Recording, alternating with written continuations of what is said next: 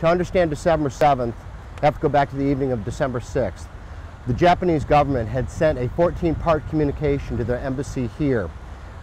13 parts came through that night. We intercepted it. It was passed among high government officials. They were trying to interpret what the message really meant, because nobody thought that Japan was going to declare war or that was going to bomb Pearl Harbor. That was the furthest thing from anybody's mind. But there was one ominous message in the 13-part message that came through that night, one ominous sentence, and that was said, after receiving Part 14 tomorrow, you are to meet with the Secretary of State at 1 p.m., at which time you will deliver the 14th part of the message, after which you will destroy your code books and destroy your code machines. This is ominous.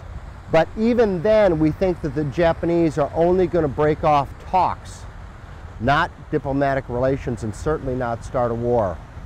The next morning, Washington is like it was this morning, only cooler. It was a nice day. It was breezy. People were going to matinee theaters. They were going to church. They were reading the Sunday newspaper, the Washington Post, the Washington Times Herald, the Washington, other Washington newspapers. I think there were a half dozen daily newspapers in Washington at the time.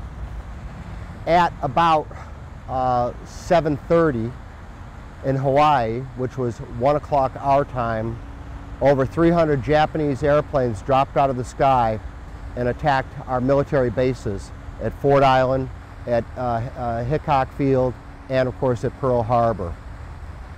Cordell Hull has scheduled a meeting with the Japanese diplomats, with the ambassadors, for 1 o'clock, but because their typist is slow at the Japanese embassy, the meeting has to be pushed back. Then they were late for the pushback meeting, and then Cordell Hull has to push it back another 15 minutes because he's received a phone call from the President of the United States telling him of his phone call from the Secretary of the Navy, Frank Knox, that the Japanese have attacked Pearl Harbor and attacked Manila, attacked Wake Island, attacked Singapore, attacked the Philippines, all these military, British and American military outposts in the Pacific.